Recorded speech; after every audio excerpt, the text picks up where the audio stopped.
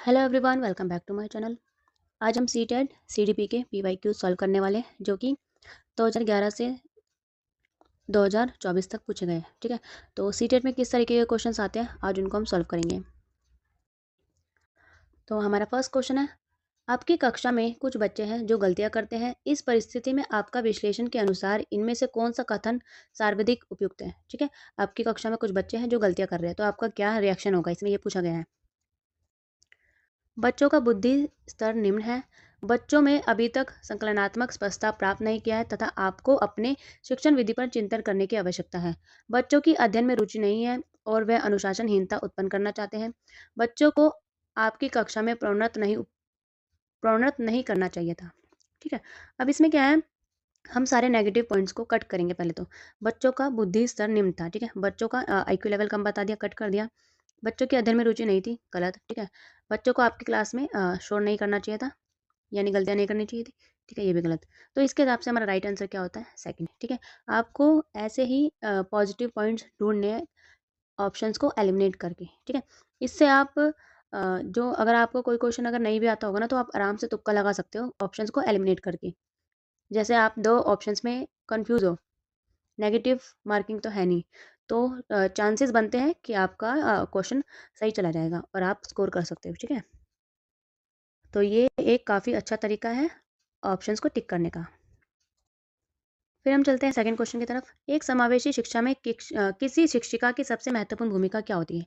समावेशी शिक्षा क्या होती है, जिसमें सभी तरह के बच्चे एक ही कक्षा में पढ़ते हैं। ठीक है, जैसे कि यह सुनिश्चित करना कि शिक्षिका कक्षा को मानक निर्देश दे रही है। बच्चों के माता पिता के व्यवसाय को जानना कि शिक्षिका प्रत्येक बच्चे के भावी भावी व्यवसाय को जान सके। सुनिश्चित करना कि प्रत्येक बच्चों को अपने संभावना को प्राप्त करने का अवसर मिले। कक्षा के लिए ऐसी योजना बनाना कि प्रत्येक बच्चा समान गति से आगे बढ़े। ठीक है, ये सुनिश्चित करना कि शिक्षिका कक्षा को मानक निर्देश दे रही है। अब इसमें पूछा गया है शिक्षिका की क्या भूमिका है। तो यहाँ पे टीचर की बात हो रही है। ठीक है, कि टीचर क्या करे, मानक निर्देश दे, बच्चों को इंस्ट्रक्शंस दे। तो ठीक है, तो यहाँ पे तो टीचर की बात हो गई ना। ठीक है, इसे शिक्षिका की क्या महत्वपूर्ण पूछिए। ठीक है, तो और ऑप्शंस पढ़ेंगे। अब इसमें कहा है कि जो टीचर्स है ना, वो माता पिता यानी पेरेंट्स की बिजनेस यानी उनका जो प्रोफेशन है वो जानेंगे। तो क्या टीचर का ये जानना ज़रूरी है? तो नहीं। ठीक है, सुनिश्चित करना कि प्रत्येक बच्चों को अपने संभावना को प्राप्त करने का अवसर मिले। यहाँ पे अवसर की बात की गई है। ठीक है, तो ये भी अच्छा है। अब लास्ट ऑप्शन क्या है, कक्षा के लिए ऐसी योजना बनाना कि प्रत्येक बच्चा समान गति से आगे बढ़े। ठीक है, अब यहाँ पे समावेशी शिक्षा की बात हो रही है। समावेशी शिक्षा क्या होती है, जिसमें कि एक वीक बच्चा, गिफ्टेड बच्चा, एवरेज बच्चा सब एक साथ पढ़ते हैं। ठीक है, तो हमारे ये दो ऑप्शन तो गलत होते हैं। ठीक है, फिर आता है, यहाँ पे लिखा है कि सुनिश्चित करना कि प्रत्येक बच्चे को अपनी संभावना को प्राप्त करने का अवसर मिले। ठीक है, एक तो ये है और दूसरा ये है कि प्रत्येक बच्चा समान गति से आगे बढ़े। अब जब समावेशी शिक्षा की बात हो रही है तो हमें ये ध्यान रखना है कि ना तो जो प्रगतिशील बच्चा है उसका नुकसान हो, ना ही जो वीक बच्चा है उसका नुकसान हो। तो हम क्या करेंगे, बच्चे अपने संभावना को प्राप्त करने का अवसर मिले। अपने, यहाँ पे अपने लिखा है ना, और यहाँ पे क्या लिखा है, समान गति से। अगर सभी बच्चे समान गति से बढ़ेंगे, तो अगर मान लो कि आप वीक बच्चे को ध्यान में रख के पढ़ा रहे हो, तो वहाँ पे जो गिफ्टेड बच्चा है उसका नुकसान होगा, क्योंकि उसको तो सब कुछ पहले से ही आता है। अगर आप गिफ्टेड बच्चे को ध्यान में देख के मतलब सिलेबस पढ़ा रहे हो या फिर क्लास में सारे इंस्ट्रक्शंस दे रहे हो, तो जो वीक बच्चा है उसको समझने में प्रॉब्लम होगी। तो आप क्या करोगे कि सब बच्चे अपनी संभावना के अनुसार अवसर प्राप्त करें। ठीक है, तो हमारा राइट आंसर क्या होता है, थर्ड। ठीक है, तो राइट आंसर क्या है, थर्ड। क्यों? क्योंकि यहाँ पे हम सबकी अपनी अपनी संभावना के अवसर की बात कर रहे हैं। अब यहाँ पे लिखा समान अवसर। ठीक है, तो समान गलत हो जाएगा इस नज़रिए से। ठीक है, निम्नलिखित में से कौन सी बहुबुद्धि सिद्धांत की आलोचना है।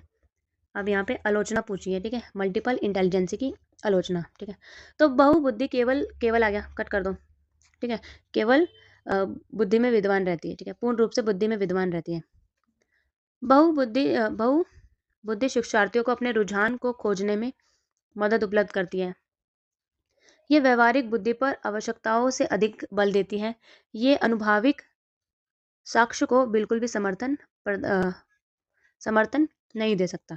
ठीक है, तो इसमें क्या पूछा है, मल्टीपल इंटेलिजेंसी की आलोचना पूछी है, यानी क्या आलोचना है, क्या नेगेटिव पॉइंट है। तो हमारा नेगेटिव पॉइंट फर्स्ट ही है। ठीक है। इसमें आलोचना है ना, अगर ये पूछते कि कौन सा पॉइंट जैसे कि बाई चांस मान लो कोई एक अगर पॉजिटिव पॉइंट होता तो वो हमारा वो सही होता, ठीक है। तो यहाँ पे ये तीनों पॉइंट क्या है, पॉजिटिव है ये तीनों, ये नेगेटिव है फर्स्ट वाला, तो इसमें नेगेटिव पूछा आलोचना, ठीक है। तो यही है। समस्या समाधान प्राय उन विद्यालयों में सफल है जहाँ, ठीक है, समस्या समाधान यानी प्रॉब्लम सॉल्विंग उन विद्यालयों यानी स्कूल की बात की गई जहाँ पे केवल उच्च स्तरीय शैक्षणिक उपलब्धि पर ही जोर दिया जाए, अध्यापक केंद्रित शिक्षा शास्त्र प्रभावित है, परिवर्तनशील लचीला पाठ्यक्रम है, कक्षाओं में छात्रों का सामूहिक कारण उपलब्ध है, सामूहिकरण, ठीक है, सामूहिकरण है। तो कौन से यहाँ पे विद्यालय की बात की है, समस्या समाधान कहाँ पे आप अच्छे से कर सकते हो। तो पहला स्कूल जहाँ पे उच्च स्तरीय यानी सीनियर सेकेंडरी स्कूल्स को ही इंपॉर्टेंस दिया जाता है, ठीक है, तो गलत। अध्यापक केंद्रित यहाँ यानी कि जो सारा सिलेबस है वो किस पे बेस्ड है, टीचर सेंटर्ड, गलत। अब यहाँ पे बच्चों को ग्रुप बनवाएंगे, ठीक है, तो ये भी गलत। कहाँ पे है, जहाँ पे परिवर्तनशील लचीला पाठ्यक्रम हो वहीं पे ही समस्या समाधान हो सकता है, ठीक है। कि जैसे कि जब चाहे आप अपने सिलेबस में चेंजेस कर सकते हो, क्योंकि बच्चों के ग्रुप बनवाने से तो समस्या समाधान नहीं होगा ना। यहाँ पे विद्यालय की बात की गई है और विद्यालय में स्कूल में हर तरह के बच्चे होते हैं, ठीक है। तो स्कूल की नज़र से देखा जाए तो ये वाला, ठीक है। अपनी कक्षा के बच्चों को उनकी अपनी अवधारणाओं को बदलने में आप किस प्रकार से सहायता करोगे, ठीक है। अब यहाँ पे बच्चों की बात हो रही है कि बच्चे अगर किसी चीज़ को गलत मानते हैं, जैसे कि मान लो उन्होंने घर में कुछ देख लिया या सुन लिया कि जैसे कि मान लो किसी के घर में बात हो रही है कि लड़कियों को आगे नहीं पढ़ाएंगे, तुम्हारी बहन को आगे नहीं पढ़ाएंगे क्योंकि लड़कियां ज़्यादा नहीं पढ़ती, ठीक है। तो उसने अपनी मैडम से भी यही शेयर किया। तो अब टीचर उसकी इस बात को कैसे चेंज करेगी कि वो अपनी अवधारणा यानी अपने जो कॉन्सेप्ट है उसको चेंज कर ले, ठीक है। तो वो क्या करेगी, देखिए, बच्चों को सोचना व लिखवा कर उन्हें याद करने को कहकर, ठीक है। यानी कि आप उन बच्चों को कहोगे कि आप उसे लिखो और याद करो, क्या ये सही है, गलत, ठीक है। यदि बच्चे की अवधारणा गलत हो तो उन्हें दंड दे, अगर बच्चा ये बात कहेगा तो क्या आप उसे पनिशमेंट दोगे, गलत। तथ्यात्मक जानकारी देकर अवधारणाओं के बारे में बच्चों को अपनी समझ को व्यक्त करने के अवसर देंगे, ठीक है। जैसे कि अगर बच्चा अपने सुझाव व्यक्त कर रहा है ना, तो उसको वो सुझाव व्यक्त करने दो, पर साथ साथ जब आप उससे कम्युनिकेट करोगे ना, ठीक है, जैसे बच्चा जब आपसे कम्युनिकेट करेगा तो आप उसको वहीं पे सही करोगे, ठीक है। तथ्यात्मक जानकारी यानी बच्चा भी इतना डेवलप नहीं है कि वो तथ्यात्मक जानकारियों को फैक्ट को सीरियसली ले, ठीक है? क्योंकि वो तो वो जो उसके जो कॉन्सेप्ट थे, जो उसकी अपनी बनी हुई अवधारणा थी, वो भी तो उसने कहीं सुने होंगे ना। तो ये सब चीज़ कैसे क्लियर होगी? जैसे कि एक टीचर अगर बच्चों को अपनी बात कहने को कह रही है, ठीक है? कि आप अपनी बात अच्छे से एक्सप्लेन करो, ठीक है? फिर टीचर उसको बोलेगी कि नहीं, नहीं ऐसा नहीं होता है, सबको समान अवसर मिलने चाहिए, ठीक है? तो इस तरीके से अगर आप बच्चे को अपनी बात व्यक्त करने का अवसर दोगे, ठीक है? तो वो उसकी जो गलत अवधारणा है, उसको आप सही कर सकते हो या फिर बदल सकते हो। जैसे कि मान लो अगर एक बच्चा कह रहा है, किसी के पेरेंट्स ने कह दिया कि ये तो मंदबुद्धि है, ये तो कभी पढ़ेगा ही नहीं, ठीक है? तो ये कॉन्सेप्ट भी बच्चे के दिमाग में बैठ सकता है कि मेरे को तो आता ही नहीं है, मैं तो वीक हूँ, ठीक है? तो इस बात को भी टीचर इसी तरीके से सॉल्व करेगी कि उसको अपनी बात को व्यक्त करने का मौका देगी, ठीक है? तो हमारा राइट आंसर क्या है, फोर्थ। मानसिक संरचना जो चिंतन के निर्माण प्रखंड है, इसके लिए प्याजे ने किस शब्द का प्रयोग किया, ठीक है। तो मानसिक संरचना जिसको हम चिंतन कहते हैं, जिसमें बच्चा चिंतन करता है, तो उसके लिए इन्होंने कौन से शब्द का यूज़ किया है पियाजे ने, ठीक है। तो स्कीमा, ठीक है, स्कीमा, स्कीमा शब्द का इन्होंने प्रयोग किया है। बहुविकल्पीय प्रश्न बच्चों की डैश की योग्यता का आकलन करता है, ठीक है। अब एमसीक्यूज बच्चे को क्या इम्प्रूव करते हैं, ठीक है। सही उत्तर का निर्माण करने में, सही उत्तर की व्याख्या करने में, सही उत्तर की पहचान करने में, सही उत्तर का प्रत्यास्मरण करने में, ठीक है। तो एमसीक्यूज से बच्चों में क्या आप आकलन कर सकते हो, ठीक है। तो ये क्या है इसका राइट आंसर, सही उत्तर की पहचान करने में, ठीक है। अब इसमें एमसीक्यूज में क्या होता है कि ना तो बच्चा उत्तर का निर्माण करता है क्योंकि ऑलरेडी उत्तर जो ऑप्शन है वो दिए होते हैं, ना उनकी व्याख्या कर सकता है, सिर्फ उन पे टिक कर सकता है, ठीक है। और ना ही उनको याद कर सकता है। तो क्या कर सकता है बच्चा, सही उत्तर की पहचान सिर्फ, ठीक है। किसी कक्षा में शिक्षक की भूमिका क्या होनी चाहिए? ठीक है। समय सारणी का कठोरता से पालन करना, जब भी ऐसे शब्द आएँगे आप इनको क्रॉस कर दोगे। सीखने की विश्वसनीय स्थिति जुटाना और शिक्षार्थियों को स्वतंत्र जानने की सुविधा देना, ठीक है? जानना। अपने ज्ञान से शिक्षार्थियों को परिपूर्ण करना और उन्हें परीक्षा के लिए तैयार करना। हमें कभी भी परीक्षा हमारा मेन मोटिव नहीं होता है। सीधे तरीके से ज्ञान पहुँचाना और शिक्षार्थियों को सही उत्तर के लिए तैयार करना, ठीक है? ये भी नेगेटिव है, तो हमारा राइट आंसर क्या है? ये, ठीक है। सीखने की विश्वसनीयता, स्थिति जुटाना और शिक्षार्थियों को स्वतंत्र जानने की सुविधा देना, ठीक है? जब भी एक छात्र के लिए या फिर स्टूडेंट के लिए जब भी कोई पॉजिटिव पॉइंट आएगा, यानी कि उसके इन्वॉल्वमेंट की बात आएगी, तो हम उसी राइट आंसर पे जाएँगे, ठीक है? वही हमारा राइट आंसर होगा।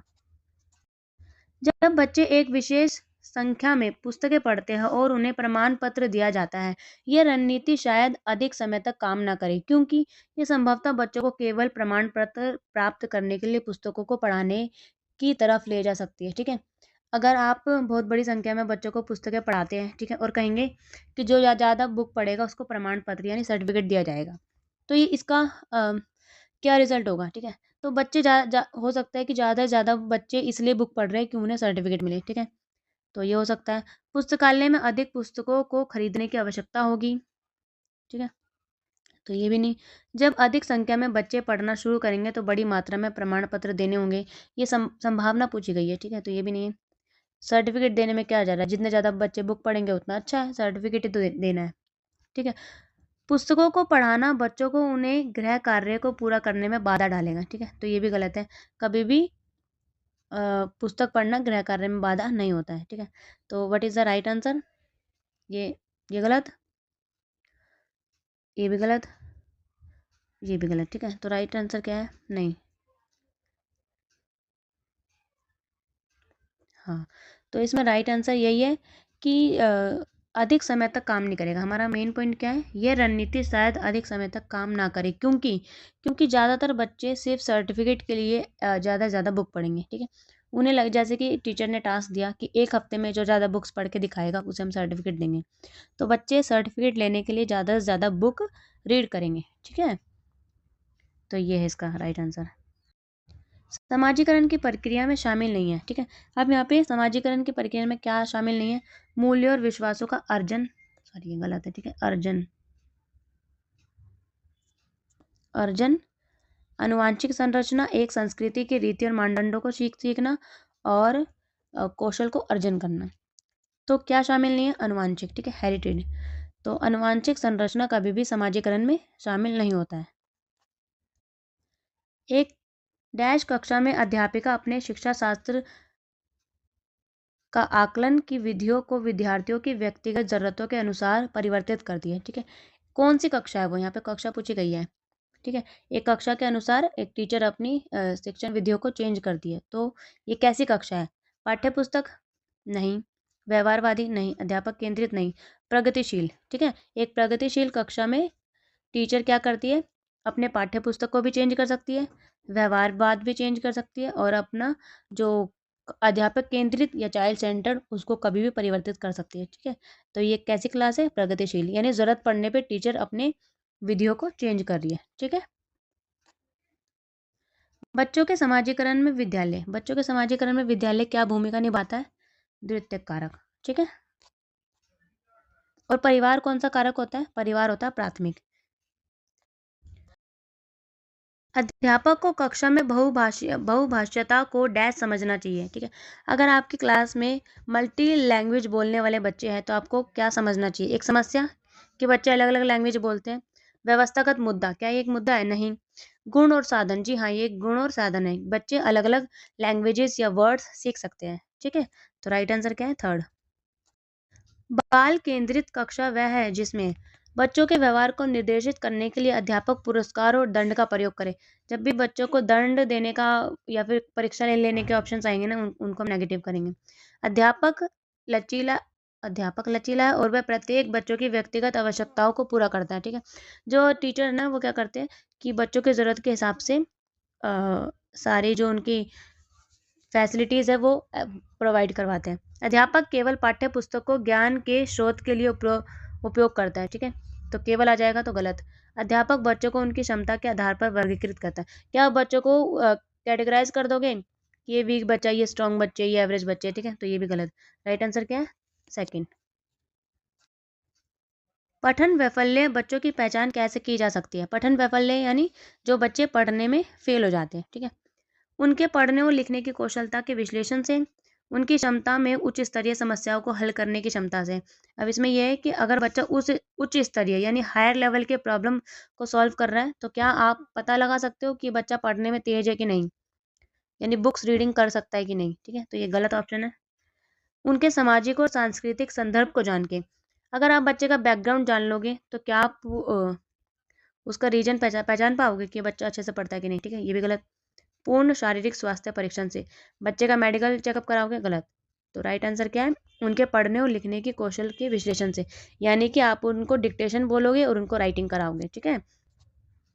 जैसे राइटिंग, डिक्टेशन और रीडिंग, आप ये सब कराओगे बच्चों को, तो आपको पता चलेगा कि बच्चा रीडिंग करने में किस लेवल पर है, ठीक है? तो ये आज के हमारे सीटीपी के पीवाईक्यूज थे, जो काफ़ी इंपॉर्टेंट थे। ज़रूरी नहीं है कि आप 50 या 100 एमसीक्यूज ही करोगे तो ही आप समझोगे अच्छे से। ये डिफरेंट तरह के क्वेश्चन थे, आपको किस तरीके से क्वेश्चन को सॉल्व करना है, ये था। नेक्स्ट वीडियो थ्योरी बेस्ड होगी, जैसे कि वाइगोस्की, कोलबर्ग और कौन था? वाइगोस्की, कोलबर्ग और जीन पियाजे, ठीक है? ये 3 लोगों की जो एमसीक्यूज थे थ्योरी बेस्ड, ठीक है? अब नेक्स्ट टॉपिक हमारा उस पे होगा कि कैसे आपको इनके थ्योरी के क्वेश्चंस को सॉल्व करना है। तो thank you everyone for watching. आपको वीडियो कैसी लगी प्लीज़ कमेंट करके ज़रूर बताइए, और अब ज़्यादा से ज़्यादा प्रैक्टिस पे ध्यान दीजिए।